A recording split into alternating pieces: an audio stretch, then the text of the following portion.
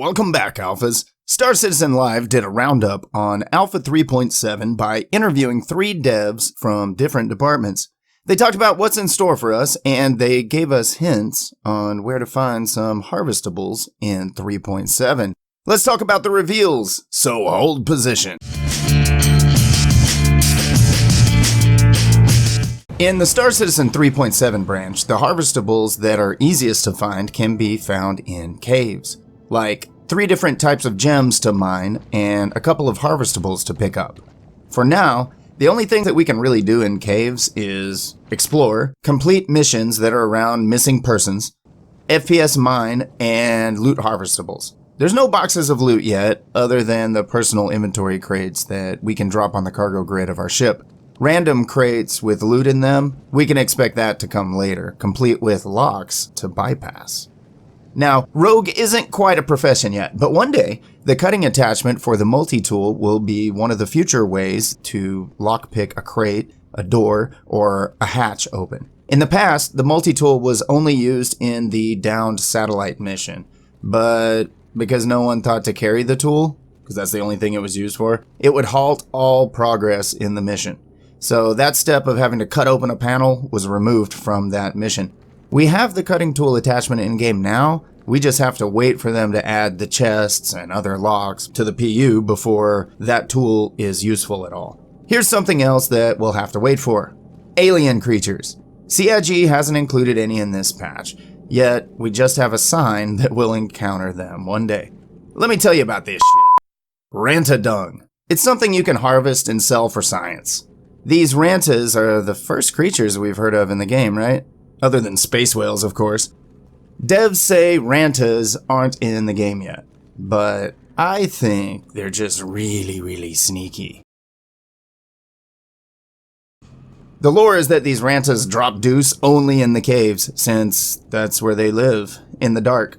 Ranta dung actually brings in pretty decent profit, especially if you don't have a mining tool on you while you're exploring a cave or doing the investigation mission. The other cave harvestable, Amioshi Plague, I don't know how to say it. Amioshi Plague, it isn't worth the bag space, okay? They're worth like 13 credits each, roughly, 13.2 I think.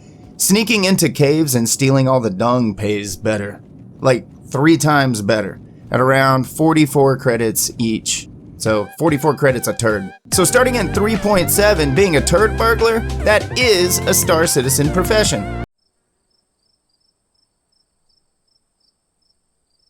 Now, we want caves to be populated. We need caves to be populated with both alien life and with NPCs. Therefore, one day far in the future, devs say we can expect to see alien creatures spawned into caves. Sooner, though, we will see NPCs spawned into caves, with procedural missions to boot.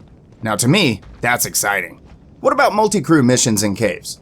Nothing specific said about adding them, yet devs said we can expect more missions focused on collaboration, ones with higher reward, and a recommended player count in the mission description. They also said occupied caves will be a thing, complete with below-ground structures. And they said we can expect FPS versus AI missions in caves. So, I'd love to see a mission to clear out a cave full of baddies, where if I want to live through it, I'll need to bring some backup. Big heist, big reward. I mean, big bust. Yeah, bust. Because we're all good guys here. Yep. And so is everyone in my party. Always. Hey, the UEE doesn't watch this channel, do they?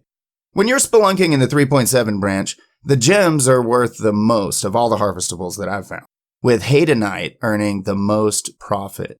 I believe at 275 credits per gem, I think.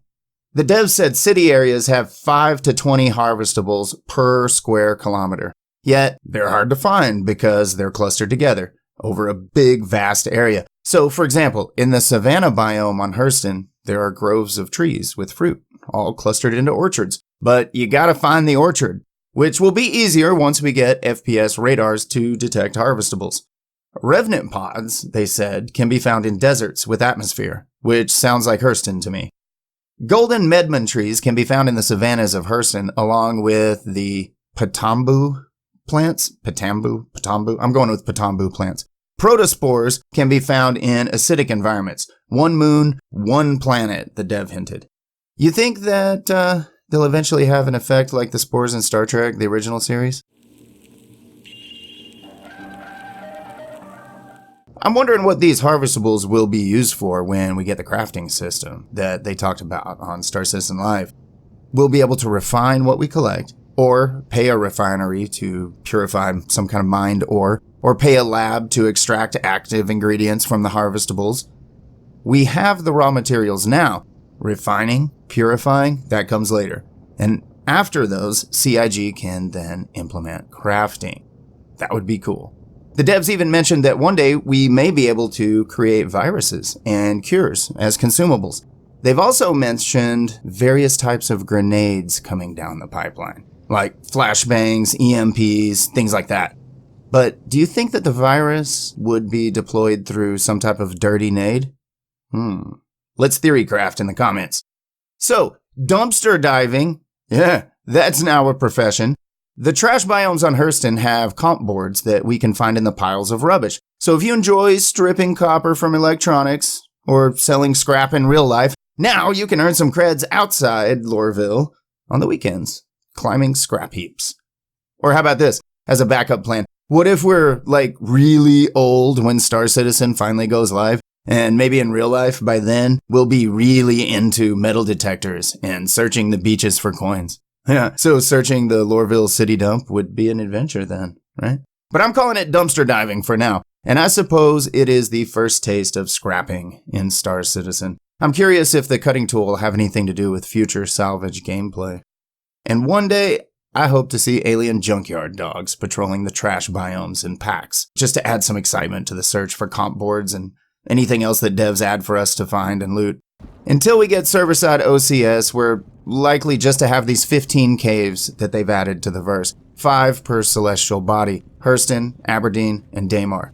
Though, before then, we can expect to see new cave entrances, including sinkholes large enough for landing a ship within, as well as large cave entrances into which we can drive ground vehicles.